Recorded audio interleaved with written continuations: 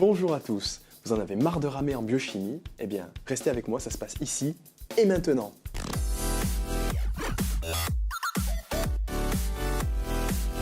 Le métabolisme correspond à l'ensemble des réactions biochimiques qui se produisent au sein d'une cellule et qui permettent la réalisation de multiples travaux cellulaires. Alors il se divise en deux types de voies. Tout d'abord l'anabolisme qui correspond à des synthèses et le catabolisme qui correspond à des dégradations. Il existe plusieurs voies du catabolisme cellulaire et ensemble nous allons travailler sur une, la glycolyse. Alors le terme de glycolyse dérive de la racine grecque glyk qui signifie sucré et lysis, dissolution. En d'autres termes, il s'agit de la dégradation de glucose. Alors le glucose, c'est un sucre, autrement dit une source d'énergie très précieuse pour les cellules et nous allons voir au travers de la glycolyse comment les cellules dégradent le glucose afin de récupérer de l'énergie directement utilisable. Allez, partons à l'échelle cellulaire et regardons les différentes voies du catabolisme cellulaire. Alors vous les avez en jaune. Vous voyez que la glycolyse se distingue du cycle de Krebs et de la phosphorylation oxydative par le fait qu'elle se déroule dans le cytosol. La glycolyse correspond à un ensemble de 10 réactions qui transforment le glucose en pyruvate. Alors le glucose, c'est une molécule formée de 6 carbones. Une première question que l'on peut se poser peut-être avant d'aller plus loin dans les réactions, c'est l'origine de ce glucose. D'où vient-il ? Alors il a plusieurs origines. Il peut tout d'abord provenir de votre alimentation. Après digestion, vous formez des nutriments dont le glucose fait partie et ces nutriments arrivent dans le sang et sont distribués dans tout l'organisme. Les cellules peuvent les récupérer dans leur cytosol grâce à des transporteurs membranaires de type perméase. Alors il en existe de nombreux. Vous avez par exemple le transporteur GLUT. Mais ce glucose peut aussi provenir de réserves déjà présentes dans la cellule, comme par exemple le glycogène. Alors ça, c'est pour certaines cellules animales et certaines cellules de type champignon. On peut avoir aussi des réserves sous forme d'amidon, et ça, c'est pour certaines cellules de type végétal. Allez, passons maintenant aux 10 réactions de la glycolyse. Dans la première réaction, on passe d'un glucose à un glucose 6-phosphate. Il s'agit d'un transfert de groupement phosphoryle de l'ATP sur le glucose pour donner un glucose 6-phosphate. Alors c'est une réaction qui est catalysée par une enzyme, l'exokinase. Je vous rappelle qu'une kinase, c'est une enzyme qui transfère des groupements phosphoryles entre l'ATP et un métabolite. Ici en l'occurrence, il s'agit du glucose. L'exokinase, plus particulièrement pour cette réaction, c'est une enzyme qui est relativement peu spécifique et on la trouve dans toutes les cellules. Elle catalyse la phosphorylation d'exose comme le glucose, le mannose ou même le fructose. Par contre, dans certaines cellules comme les cellules hépatiques ou certaines cellules pancréatiques, on note la présence en plus d'une glucokinase qui réalise la même réaction mais qui est avant tout impliquée dans le contrôle de la glycémie. Ça, je ne développe pas dans cette vidéo. Quelles sont les conséquences de cette phosphorylation ?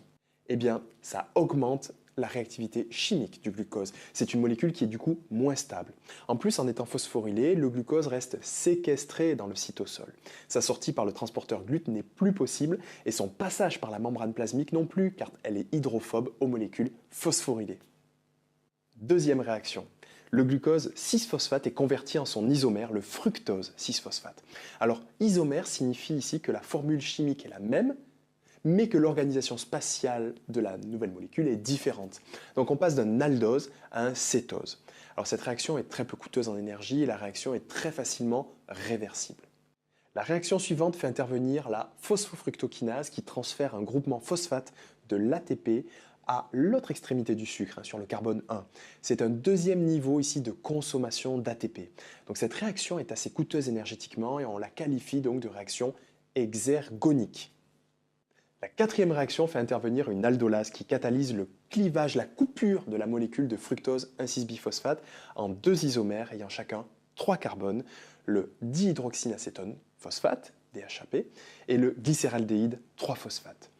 D'ailleurs, ici, nous sommes au niveau des deux produits en C3, donc l'isomérase catalyse la conversion réversible de ces deux isomères. Et retenez bien que seul le G3P est utilisé dans la suite de la glycolyse et il disparaît rapidement. Le dihydroxyacétone phosphate est isomérisé de manière réversible. Allez, nous continuons avec notre molécule en C3, donc notre G3P. Cette nouvelle enzyme, la phosphoglycéraldéhyde déshydrogénase, catalyse deux réactions successives. La première oxyde tout d'abord le sucre et vous avez un transfert d'électrons et d'ions H+, sur le coenzyme NAD+, ce qui forme du NADH+, donc du pouvoir réducteur. Cette réaction libère de l'énergie, ce qui va permettre d'attacher dans un second temps un groupement phosphate, déjà présent dans le cytosol, au substrat oxydé. Ainsi, cette nouvelle molécule acquiert une très forte énergie potentielle à retenir. Cette 7e réaction est importante car c'est la première réaction de régénération d'ATP dans la glycolyse. Et oui, notez qu'on forme de l'ATP, enfin. Regardez. Le substrat, le 1,3-BPG, possède un haut potentiel de transfert de groupement phosphate et la réaction est couplée avec de l'ADP. Cela génère donc de l'ATP et du 3-phosphoglycérate, du 3-PG. Dans la 8e réaction, une mutase catalyse le transfert du groupement phosphate du 3e carbone au 2e carbone. Alors dans cette 9e réaction, le 2-phosphoglycérate est déshydraté en PEP, le phosphoénol pyruvate. La réaction est catalysée par une enzyme, l'énolase, et vous avez la formation d'une double liaison qui rend le métabolite riche en énergie. Enfin, nous arrivons à la dernière réaction. Alors elle est importante aussi car on régénère de nouveau de l'ATP. Regardez, le phosphoénol pyruvate est une molécule très énergétique, très instable. Elle possède un haut potentiel de transfert de groupe phosphoryle et elle assure la phosphorylation de l'ADP. Donc vous récupérez ici de nouveau de l'ATP directement utilisable par la cellule. Faisons maintenant le bilan énergétique de la glycolyse. Alors voici un tableau avec l'ensemble des 10 réactions que l'on vient de voir ensemble. Chaque ligne correspond à une réaction et vous avez dans les 2 dernières colonnes les valeurs d'enthalpie libre standard, le ΔG0, et dans la dernière colonne l'enthalpie libre, le ΔG'. Nous nous focalisons sur cette dernière colonne qui sont de bons indicateurs dans les conditions cellulaires données. Alors ici, ce sont des valeurs qui ont été obtenues dans un globule rouge. Allez, regardez ces valeurs. Beaucoup de réactions ont des valeurs proches de 0. Elles sont donc proches de l'équilibre. Ce sont des réactions réversibles. Par contre, regardez, vous avez 3 réactions, la 1, la 3 et la 10, qui ont des variations d'enthalpie très négatives. Elles sont donc très fortement exergoniques. La conséquence, c'est que ça déplace la réaction dans le sens de la synthèse des produits. Et ici, ces 3 réactions sont irréversibles.